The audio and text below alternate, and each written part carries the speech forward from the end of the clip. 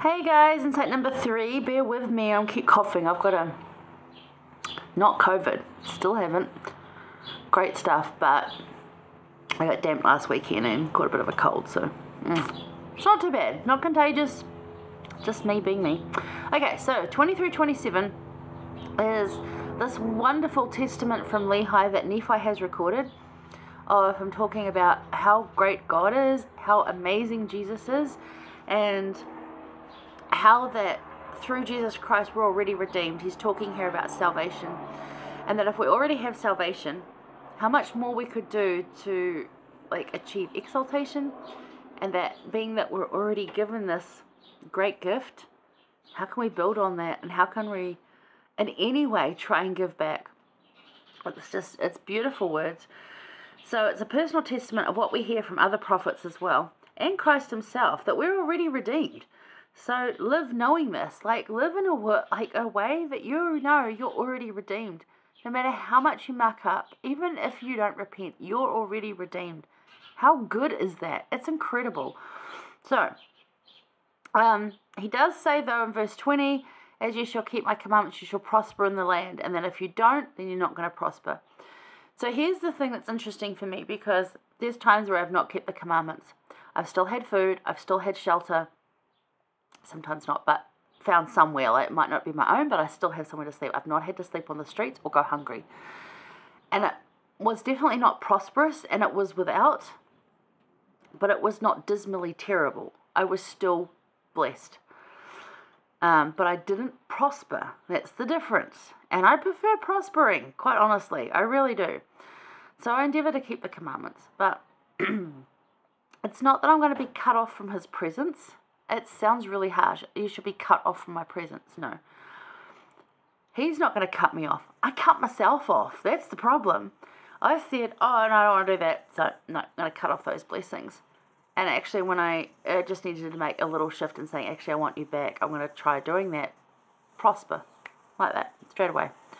Hard work. And it wasn't prosper, and you'd think in a worldly sense. And this is where the world comes in again and teaches you that prosper means you're going to be incredibly rich and famous and have a fancy car and a big house and all the money in the world to go spend. I think that's a different thing. Prosper means I'm not going to go without. I'm well nourished. I have the things I need, and I have a good safe place to sleep and be that I can pay for by myself because of what I'm earning. That's what it means.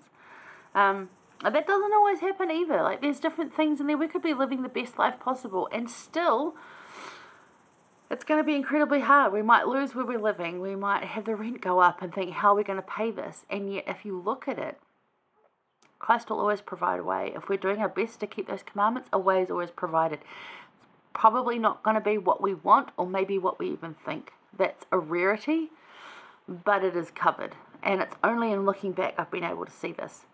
So that's really interesting there. I do like that because it is so true, and I have personally experienced that many times over, that I do better.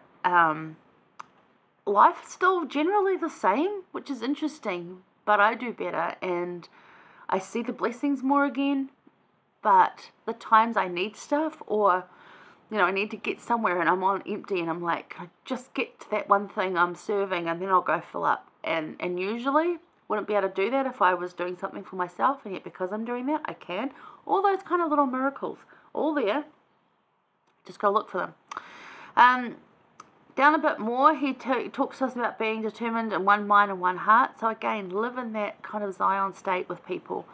Have that collective good around you. It helps you live good.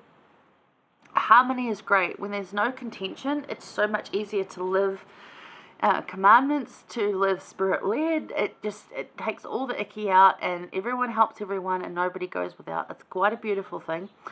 Again in 23, awake, put on the armor of righteousness, shake off the chains which ye are bound, and come forth out of obscurity and rise from the dust. 24 is rebel no more. It's just, yeah. Nephi actually lives his life. I call it the rhythm of Jesus. I think a few people call it that. Pattern your life after Christ. Live in his rhythm. The way that Jesus lived, the way he went about, try and emulate that. It works so well. And it goes on through to 27, and it's just awesome stuff. But we're already redeemed, and it teaches us this. It teaches us that, we don't need to worry about that because we're already there. We're already saved from Christ. Where does it say that specifically? I cannot remember. 24. Rebel no more against your brother, for whose views have been glorious, and have kept the commandments from the time that we left Jerusalem, and who have been an instrument in the hands of the Lord in bringing us forth into land of promise. For were it not for him, we must have perished with hunger in the wilderness. Nevertheless, he sought to take away his life, and he has suffered much. And then he goes on to say, exceedingly fear, but you have sought the glory of God and your own eternal welfare.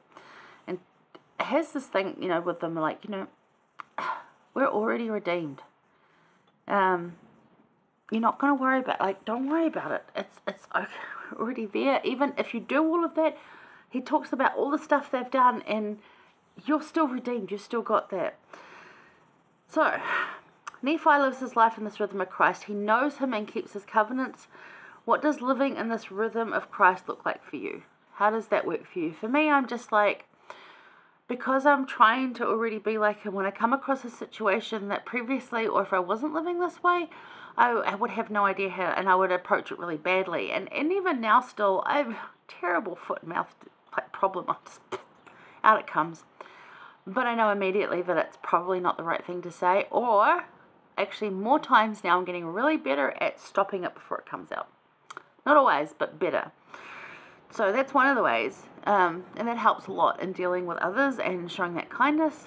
Helps a lot for me and myself and my own criticisms.